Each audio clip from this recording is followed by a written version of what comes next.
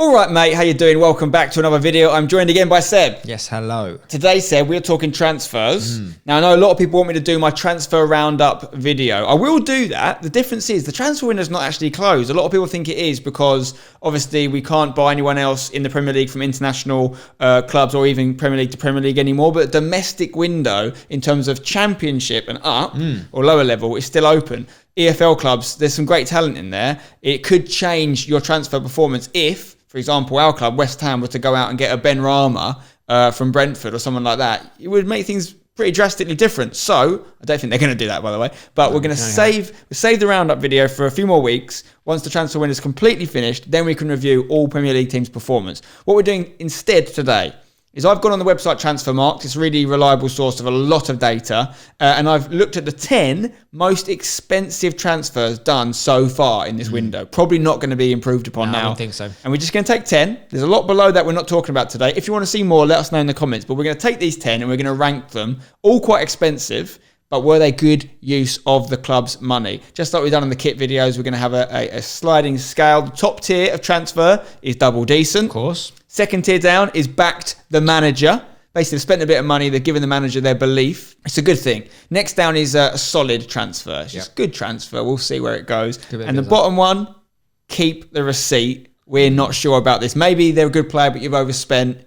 Or maybe that they weren't the player that your club needed. So we're going to rank them. There's a lot out there, Spence. A lot of money been spent, but has it been spent well? What I really like about this website is that it also gives you a market value for the player. So you can actually see, based on their algorithm or however they calculate it, whether they've got a good deal or a bad deal. Exactly. We're going to look at that. So we're going to do the 10 most expensive transfers spent. It's purely done numerically. If your club's bought a big name player but it's not in this video, it's because they weren't one of the 10 most expensive. It's as simple as that. Start off with the 10th most expensive signing of the summer window. And that was a big one. It was Thomas Partey to Arsenal. £45 million. This is in pound currency. They've given him a net value of 36 million. Most transfers are going to come in a little bit above the value. But for me, Seb, this is a brilliant transfer from Arsenal. Long overdue. Is this the one that they've been missing since the Gilberto Patrick Vieira, that midfield person to take control? We know he's got some great stats on paper. Everyone raves about this guy.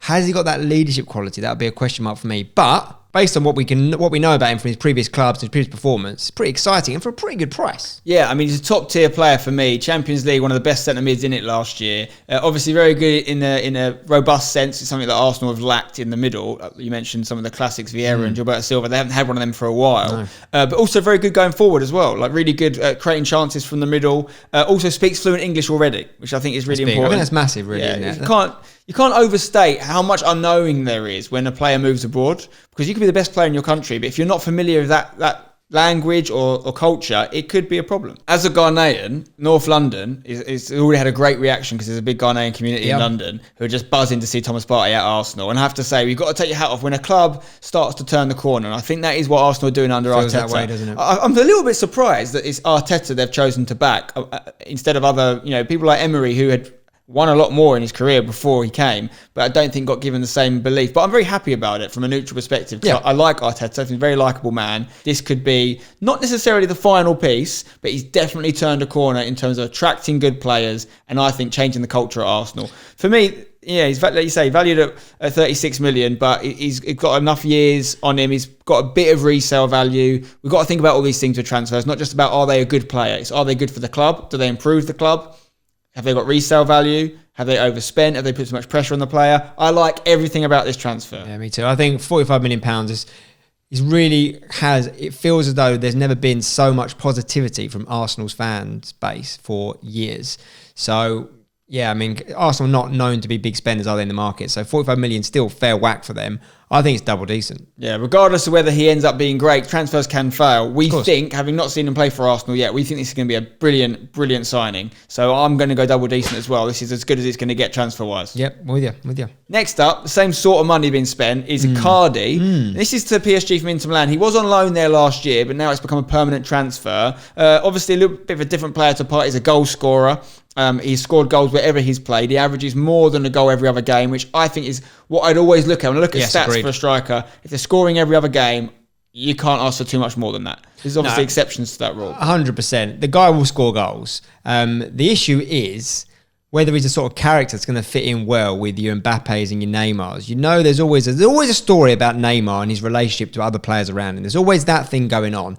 We know Icardi's got a background in being a little bit controversial. Well, yeah, I mean, one of his former teammates, I think his wife or girlfriend is one of his former teammates' ex-girlfriends or wives. And that happened. There was an overlap, shall we say. I mean, you never know that they may have just fell in love and they are soulmates. You know, who knows, right? But at the same point, he has got that disruptive nature. I think sometimes as a real goal scorer, you need to be a little bit ruthless, and he shows he certainly is ruthless. Steals your goals, steals your birds. I think he'll score goals, but at the same point, is he going to be what PSG need to really get a solid side? Where is he going to play? You know, well, I mean, a lot of these things have been answered. Obviously, he was online there last year, and PSG got to the Champions League final. He did score goals in the Champions League. I think he can work with those players. It's a new era, obviously, of Cavani moving on, right?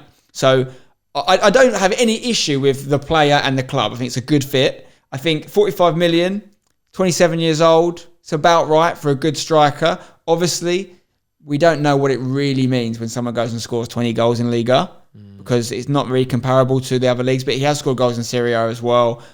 I think it's a solid signing. Like, I don't think that...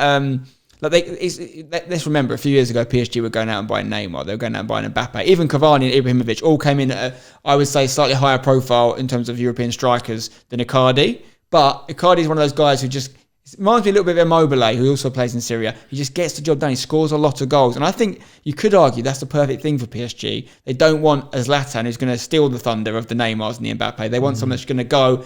Right when Suarez was a part of MSN, Messi, Suarez, Neymar, I think it worked because he was just happy to score goals. He didn't care about being the main man in that front three. That's ultimately why Neymar left it, because he wanted to be the main man. And I think every good front three needs that. And I like this front three. For me, PSG's concerns are elsewhere on the pitch. I mean, what we thinking? For me, I'd say solid. I'd say it's solid. Like, they've had him on loan for a year. They've spent the 45 mil. If they got him a bit cheaper, I would have been...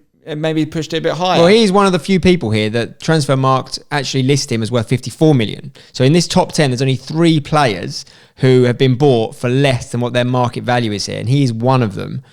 So you've got to say it's a good little bit of business potentially from PSG. Which you don't often hear people say about PSG's business. You know, splashing the cash. How many times have they done that? Spent maybe under the asking price. Yeah, it's a solid buy. They could win the Champions League with him up front. Yeah, I believe. Yeah, so we're gonna put it in the solid category. Yep, I think so. The only thing against him really is that he can be a bit divisive a character. He's possibly gonna steal your wife. But if he scores a hat-trick. Next up is only slightly more, 45.18 million, and it's Ben Chilwell, one of many high-profile Chelsea transfers. I mean, it's hard to not think of this going anywhere other than double decent right now. Chelsea have needed a left back for so long, but how well has his debut started for them? I mean, we're only going off one game right now, right, as we film this. But what a start to his Chelsea career. Feels like the player they've been waiting for a long time. They brought a lot of players in, but yeah, I mean, I think it's a very good signing, Spencer. Yeah, no one was surprised to see him do what he did for Chelsea in that game the other day, getting the assist, getting a goal as well on his debut. But what I like about this transfer a lot is this wasn't just we need a left back. He was in demand. Yeah, I think Man City still need a left back. He would have been perfect for them in many ways. Chelsea got their man, part of a big rebuild job under Frank Lampard. They've definitely backed the manager, but this is better than backing the manager for me. I think you're right. It's double decent. I think it's double decent. It started strong here. I mean, it's interesting. We're talking about guys at the bottom of this 10 list, and we've already got 2 of them in the double decent category.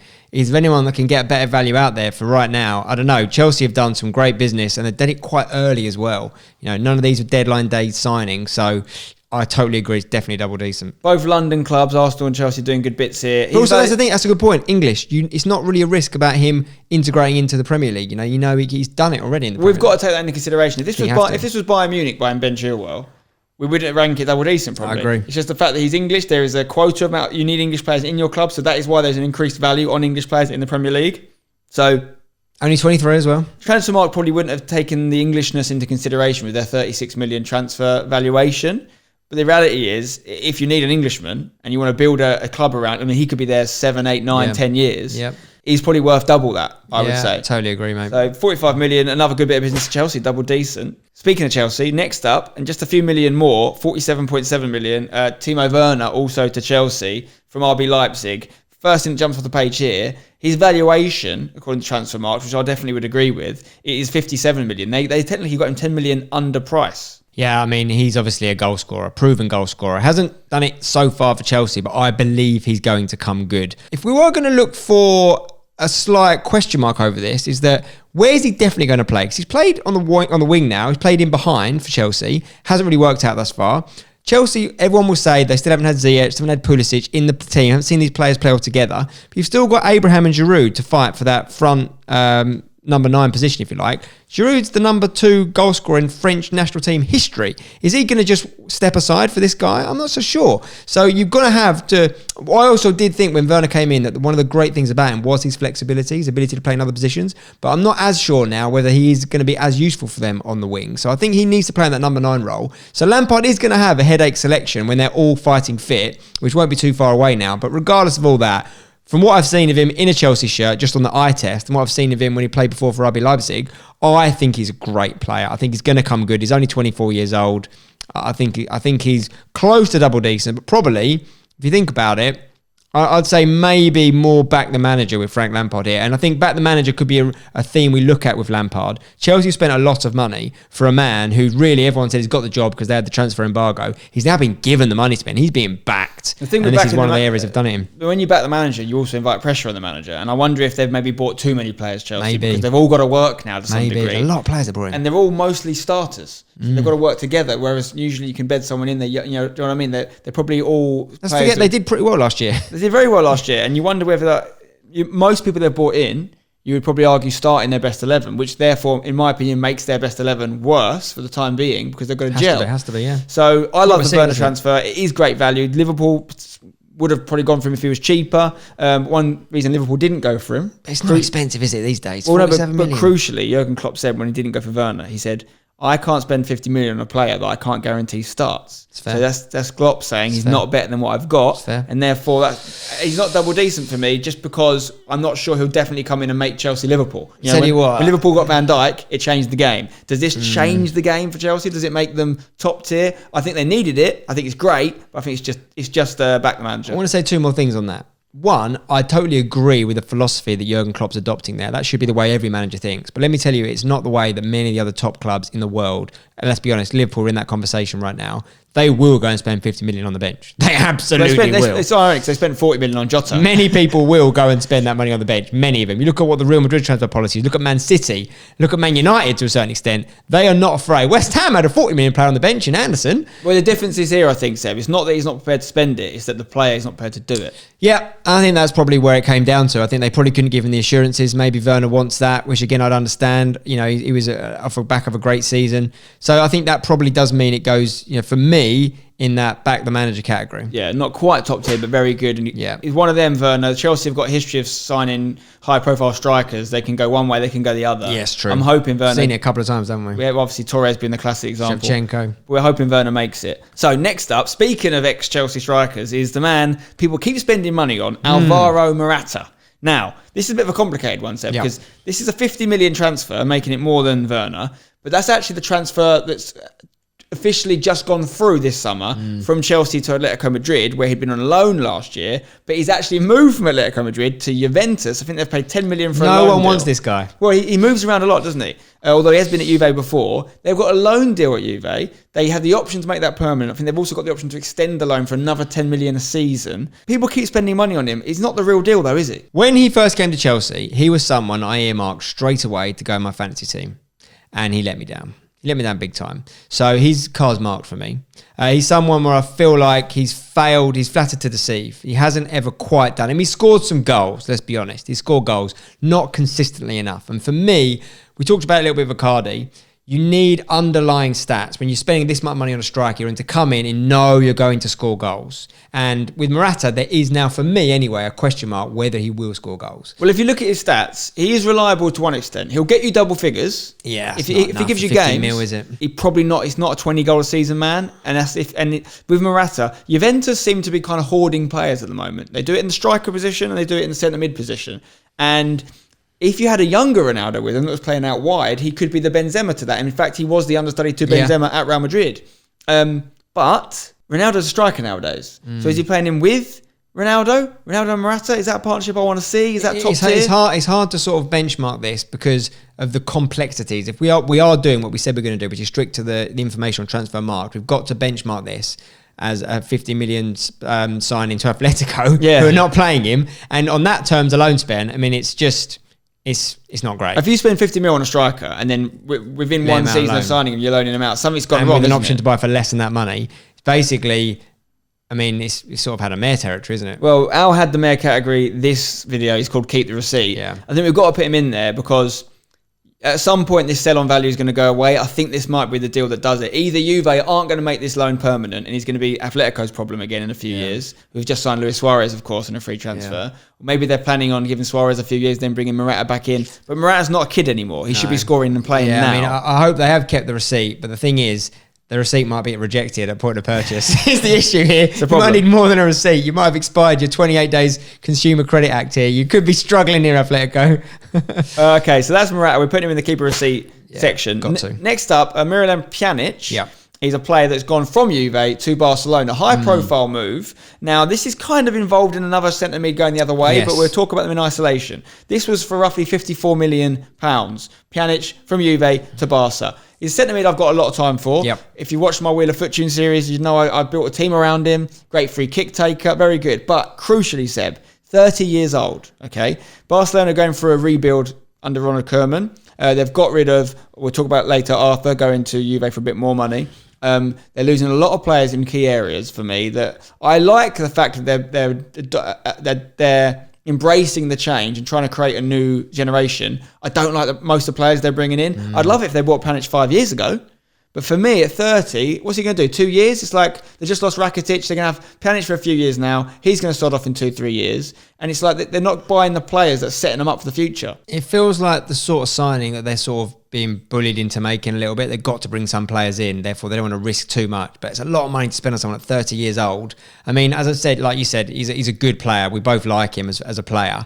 But are we really convinced? I mean, I'm not entirely convinced about Barcelona's strategy in general right now. Koeman's got a bit of a shoe into nothing, really. He's got a controller, Messi, that maybe doesn't want to be there. I'm not so sure, mate, about Barca right now. If you're buying stock in a football team, you wouldn't be in Barcelona right now. I think we're going to see Koeman in the next few years being made a patsy. He's going to be moved on soon. I think the president's going to go with him. It's all the end of an era at Barca. Yeah, it could be an unfortunate end to the Messi story there as well. But Pjanic, I like him as a player, but there's no sell-on value. It says a lot about him that at 30, transfer market still got him valued at 40 million. But at the end of the day, Barca spent 54, and they actually lost Arthur in the process, and they only actually made a 10 mil. Yeah. They made 10 mil in the process of that, but Arthur's 24 years old. 6 years they lost there. So for me, as much as I love the player, from Barcelona standard, I'd say that's a keep the receipt. I agree. But the receipt's going to do nothing for you because they're not going to sell him on. Yeah. Okay, next is Diaz. This is a big one, Seb. This is Ruben Diaz. Centre-back. Another centre-back from Man City. Now, if you're a Man City fan, you're probably loving life right now because they're going out, not in results, but they're going out, they're addressing the problems, and unlike Man United, who clearly have got problems still that need to be solved, Man City are going, problem at centre-back, we'll get a new one for you.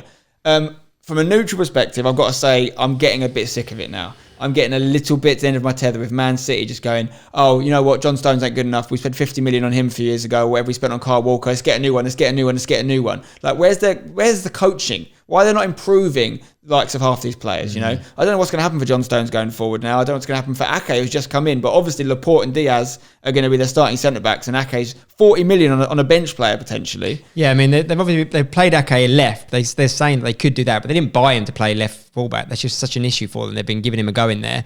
It is just crazy, isn't it? It's another £60 million. They're just literally doing this to financial fair play right now, like come and get us type thing. Well, they know they can't get them. So, yeah, they just pay the cash. So, he's a good player.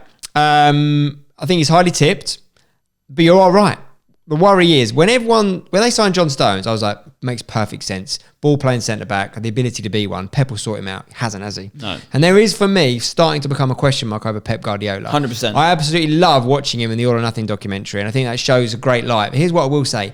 Every time you see behind the closet of a manager like the Mourinho, like Brendan Rodgers in the old Liverpool one, I'm always massively impressed with how well they go about it. So maybe that's just what elite managers do. They are just really good man managers. But when they're all that good, it's hard to stand out. And I think Pep right now is going to be teetering towards the first failure of his career. If he fundamentally cannot catch Liverpool again and he cannot get them past, a Champions League quarter-final place, I am not so sure. It feels like they're backing the manager, another 60 million. I mean, goodness me. But they've been backing the manager for years. Yeah, it's true. It's not. I'm going to stop you on the manager there because I actually think there'd be a great video we can make about the best managers in the world right now. Stay tuned. With Diaz specifically, the idea is they've finally addressed this Vincent Kompany shaped hole that was left. He's a leader. He's a big lad at the back. He can win his headers. And supposedly he's going to be there for a long, long time. It's a solid signing, isn't it? He's valued at 31 million, and that's mainly because he's only played in Portugal, and you cannot prove too much in Portugal until you've gone and done it in the big leagues. No disrespect to Portugal. 61 million. So it's sort of standard Man City negotiation. Transfer market value, we'll double it. Yeah, we'll double it. Get him in, Is that get him right? in quick. Just get him in tomorrow. That's how they do business.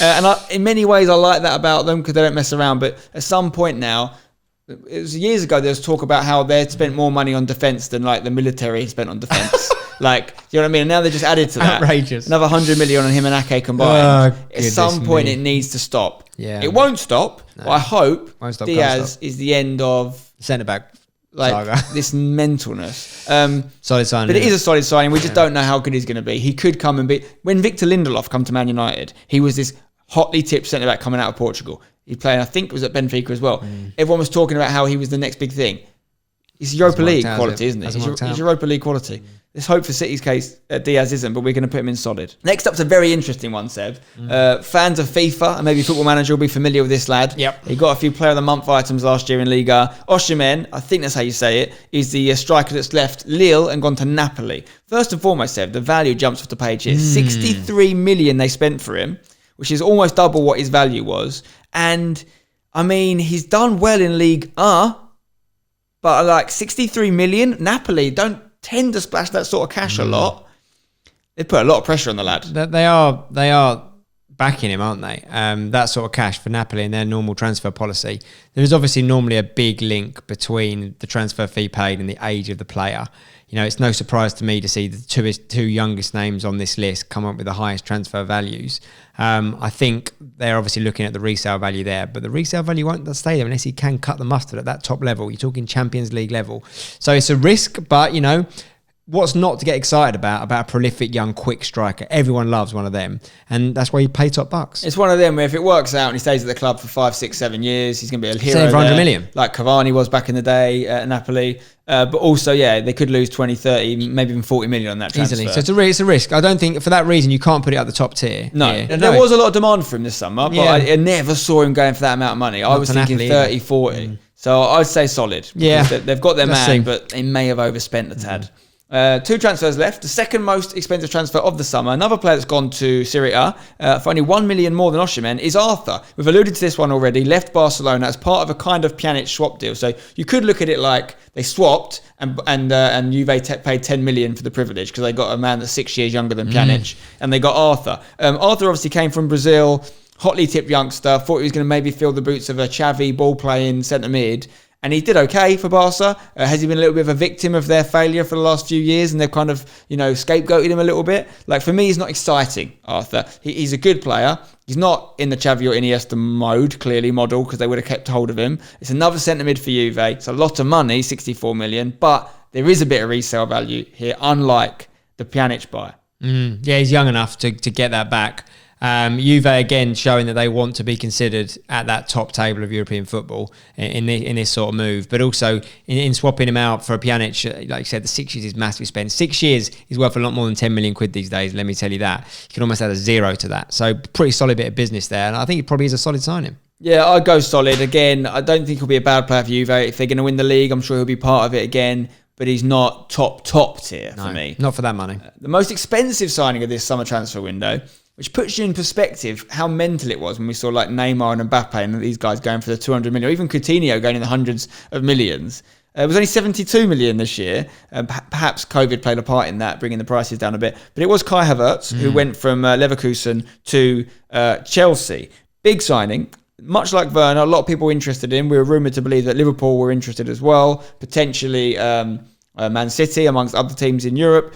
He's a really exciting player. He can play centre mid, he can play behind the striker, he can play up front, he can play out wide. He's classic, like if he's a Football Manager or FIFA, he'd be one of those ones where all the circles on the pitch would be highlighted in attacking areas because he can do a bit of everything. He's young, obviously. He's going to be a future star for Germany. 72 million is exactly what Transfermarkt are valuing him at as well, so they paid the going rate. Do you think they got themselves a good buy here? Time will tell. I mean, looking at this list as we are, there's no other team that's got more than one in this top 10. Chelsea have got 3. So they're definitely back with a vengeance after their transfer ban, splashing the cash. Early signs haven't been great for Kai Havertz. He's probably been having to play in some of those other positions. It maybe hasn't worked. If I was being critical, in his debut for Chelsea, I felt he looked a little lightweight for the Premier League. And I thought that for someone who's commanding this sort of transfer fee, you'd not want him to have that big a weakness in a league as competitive as the Premier League. However, he is very highly rated. There's only a few games in, and we haven't seen Chelsea play their first team yet, well out of it. Chilwell's now, and you've got the new goalkeeper, Mendy. You've got Ziyech, and you've got Pulisic to return to fitness. Lampard probably still another month away from figuring out what his best 11 is and how they're all going to play together. I am going to say he's going to come good, Kai Havertz, I think. He's very, very, very exciting addition to the Premier League. But I think it's probably, for me, because the money they've spent, I think he's not quite at that top table of double decent. But clearly, once again, Roman Abramovich has backed his manager. He certainly has. And one thing's worth saying, as well as being the most expensive man in summer transfer window, he's also the of the top 10 at least, the youngest. He's only 21 years old, just turned it. Youngest, I think he can still fill out a little bit and get a bit stronger and adapt to English Premier League. I'm excited to see where he ends up playing as a player. I think he'll be in behind the striker. I think so too. Yeah. I think that's his best area. I don't think he's as quick as some of the wider players at Chelsea, but he can do a job anywhere through the middle. 72 million does put an element of pressure, but you have also got the element of the sell-on value. If he doesn't work out for a few years, he'll go back to Germany, maybe Bayern Munich for 40, 50 million. They won't lose it all. It's very unlikely. So I like the signing a lot. It could easily come good, but equally with that amount of money, the pressure it puts on you, it could go wrong quickly if he doesn't bag the goals. He put in an amazing performance in the League Cup today. League Cup hat-trick. It's the League Cup. West Ham have been doing well in the League Cup. But I like it a lot, and they got a man that a lot of teams wanted. So you've got to say, back the manager on that one. Yeah, I think so. So they are the 10 most expensive signings in the summer transfer window this year. We've ranked them, and you can see here on our rankings, the only players in the top tier, which is double decent, are Thomas Partey to Arsenal. We think that's a fantastic signing, and Ben Chilwell to Chelsea. Very good business. Of course, we're arguing from an English perspective, if you like, and we know a bit more about those clubs, but I like the fact that we're incorporating European football as well. Let us know in the comments below if you'd like to see more videos like this. I'm thinking next one we could rank the best free transfers this summer. Who's got the best deal there? There's a lot of big... few in there. And also let us know if you disagree with any of these rankings down below, or what other transfers you'd like to put into various tiers that didn't quite make this top 10, because we are going off that website as we spoke about. Exactly. Check out Seb's channel, link in the description, Seb on Golf. Subscribe for more. Drop a like on the video if you enjoyed it. Until next time, don't go changing.